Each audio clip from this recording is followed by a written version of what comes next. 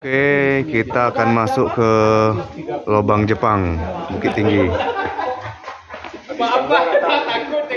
Ini kita dipandu sama Rian. Ini berapa anak tangga nih, Bang? Banyak tangga lubang Jepang ini ada 132 anak tangga. Oh, Jarak 132. sampai tempat yang rata ada 64 meter. Ya. Nah, lubang Jepang ini digalinya mulai dari tahun 1942, terhenti di pertengahan tahun 1945 dikarenakan Jepang kalah. Ya, Dan lubang Jepang ini pun belum sempat dipergunakan oleh tentara Jepang sebagai benteng pertahanan. Ya. Ini tadinya lubang Jepang awal mula ditemukan dari tempat kita masuk tadi sampai batasnya di sini. Ya. Tepatnya bagian titiknya dindingnya yang polos ini ya.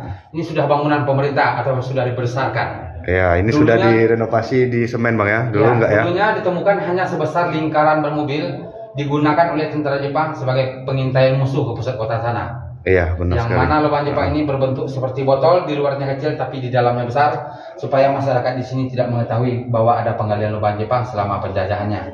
Oke. Di bawah itu ada penjara juga, Bang ya? Ada penjara, gudang senjata, ruang makan, ruang sidang, ruang penyiksaan juga ada. Ini dilapisi semen oleh pemerintah di tahun 2004. Tadinya hanya terbuat dari tanah semua. Dan bagian lubang Jepang ini untuk dindingnya bangunan dari rumusan dulu berbentuk dindingnya banyak gelombang-gelombang seperti ini. Karena gelombang-gelombangnya yang seperti ini sampai sekarang masih berguna atau masih berfungsi sebagai peredam suara atau pemecah suara. Supaya suara kita tidak bergema dan tidak mantul. Dan itu pun taktik bila ada kegiatan yang ada dalam lubang Jepang ini termasuk letusan senjata hingga tidak mencurigai untuk orang yang ada di sekitar Bukit Tinggi atau panorama ini. Oh, gitu ya, Bang ya? Ya. Ini dulu saya masuk ini sampai ke bawah agak kupingnya agak bengang gitu ya, Bang. Iya. Ini kurang tahu juga nih, udah berapa lama nih saya masuk? Dari 2008 saya, Bang. Berapa ini terakhir 2004 ya, dari ini yang terbarunya. Iya, iya. Ini lubang Jepang yang ada di Bukit Tinggi ini atau tepat lokasinya yang ada di panorama, panjang total keseluruhan ada 1470 meter, kurang lebih 1,5 kilo. Oh, lumayan juga ya. Ini pun lubang Jepang yang dibuka oleh pemerintah sebagai bukti atau tempat wisata oleh pemerintah terpanjang Asia Tenggara. Ya. Sementara di Bandung cuma ada 500 meter cuman. Itu posisinya ada di daerah Dago Pakar. Nanti ini kita ke bawah tembus ke Ngarai nih, Bang ya. Tembusnya ke Jalan Raya Ngarai. Ya, benar. Dulu saya waktu ke sini ditutup pintunya tuh, Bang. Ditutup ya. Ya, nggak boleh buka. Nggak boleh buka. Nggak, kurang tahu juga kenapa. Nah, masih dalam tahap renovasi mungkin barunya, Bang. Oh, Karena iyalah. itu dibuka pemerintah sengaja untuk jalur alternatif supaya pengunjung yang lanjut usia pun bisa untuk masuk dalam lubang Jepang ini karena tidak harus naik tangga tadi lagi. Sekarang kita beradanya sudah di tempat yang rata atau 40 meter di bawah permukaan tanah. Nih. Ini sekarang udah dilengkapi CCTV juga ya?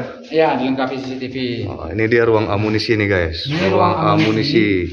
Ruang yang masih original, yang belum ada direnovasi oleh pemerintah.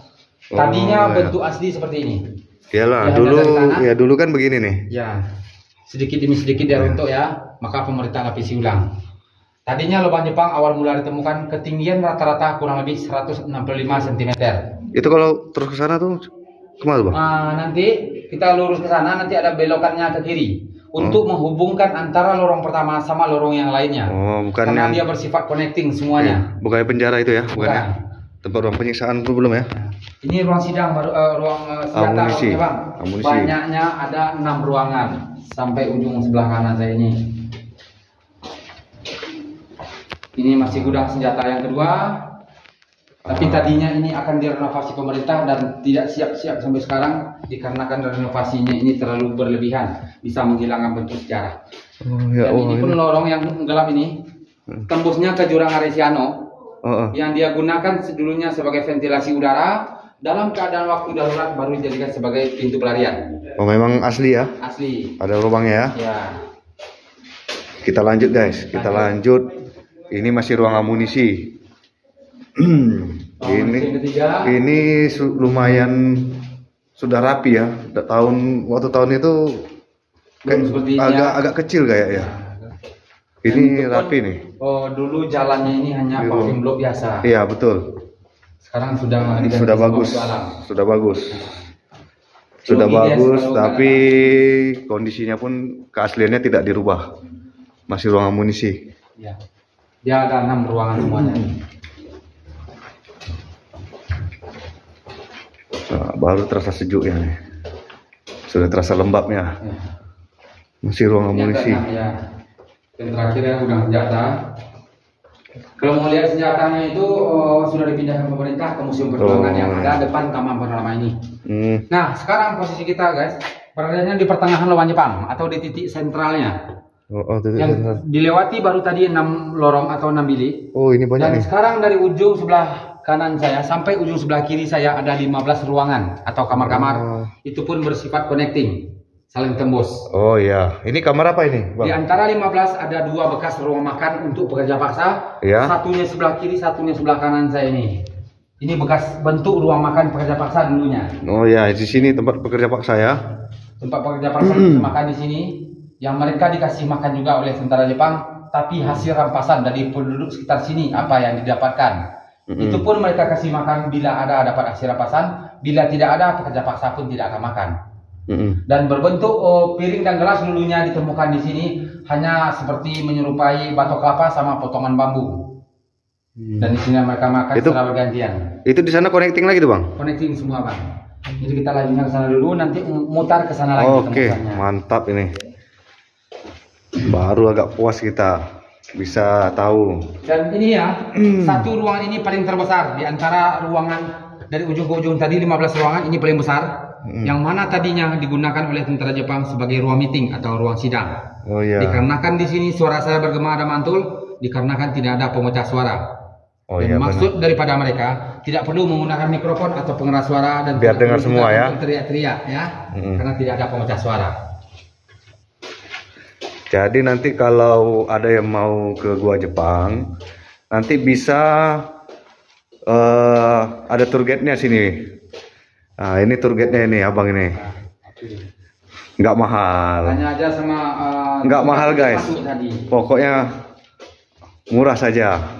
Itu sudah include tuh bang ya, harga tiket masuk tuh ya. Yang tadi itu ya. Nah, murah lah itu guys. Itu kalau tak salah itu yang ke Ngara ya, bukan ya? Tembusnya Ngara ya. Iya kan? Masih jurang memang ya. Masih jurang yang gitu. Yang tadinya sebagai ventilasi udara. Tapi dalam keadaan waktu darurat baru dijadikan sebagai pintu pelarian. Mau lihat ke sana dulu kita. Yang tempat anu aja lah, yang penyiksaan tuh di mana bang? Balik ke sana tempat tadi. Oh tempat tadi ya. Penyiksaan. Ya. Kita masuk tempat penyiksaan dulu, zaman dulu. Nah, sengaja mereka gali di kedalaman 40 meter lubang Jepang ini. Maksud atau prediksi dari tentara Jepang supaya bisa menahan letusan bom yang daya bom mencapai 500 kilo. Sementara kalau untuk kejadian alam pun, alhamdulillah ya, lubang Jepang ini tidak ada yang rubuh, yang lepas cuma semen yang baru direnovasi oleh pemerintah, itu aja. Iya. Kalau untuk kekuatan. Ini kalau sendiri macam labirin ini bang. Ya, kalau oksigen udara guys jangan diragukan, lebih sejuk dalam lubang Jepang ini.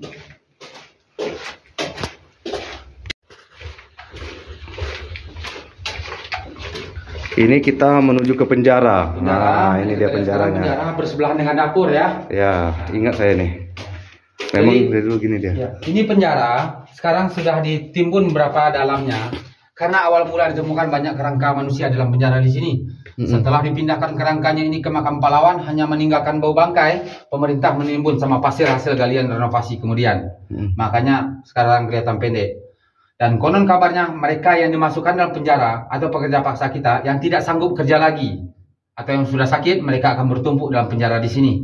Mereka pun dalam penjara tidak dikasih makan dan tidak juga diobati, malah dibiarkan sampai mati begitu aja. Waduh. Sementara penjara bersebelahan dengan dapur, karena dapur bukan dulunya untuk masak, malah digunakan sebagai dapur eksekusi, tempat penyiksaan dan pembantaian para pekerja paksa yang melawan atau yang memberontak sama tentara Jepang. Di dalam dapur ini pun juga dilengkapi 2 lorong. Yang mana pertama sekali lorong yang di bawah tembusnya langsung ke sungai, akses pembuangan mayat dulunya supaya mayat tidak bertumpuk dalam lubang Jepang ini. Oh ya. Ya, lorong ini tembusnya ke sungai dengan kedalaman 65 meter, bentuknya seperti seluncuran. dan besarnya awal mula ditemukan lebih besar daripada ini. Ya, ini pun diperkecil pemerintah supaya tidak ada yang masuk lagi ya benar. Nah, atau jatuh. Dan ini meja dulu hanya terbuat dari rotan atau dari bambu, semenjak direnovasi diganti sama semen ini. Di sini tempat mereka eksekusi orang-orang kita. Dan lubang yang di atas, yang dinamakan sebagai pintu pengintaian ini, yang dia intai dari sini melainkan bukan musuh, melainkan penduduk yang ada di Ngarai Sanok sana atau penduduk yang di bawah. Oh, ngintai di situ ya? Ya, mereka seolah naik sampai ke atas ya, kurang lebih 10 meter, tembusnya ke tepi tebing, mereka nampaklah semua aktivitas orang yang berjalan di bawah. Terutama orang yang akan menjual hasil kebunnya ke kota Bukit Tinggi. Oh, Bukit Tinggi ngintai dari dalam ya? Ya, mereka ngintai dari dalam, hasil kebunnya akan dirampas oleh tentara Jepang untuk Romusa kita juga. Ya. Oke, Bang. Dan tambur hanya sebagai tipuan atau kamuflase.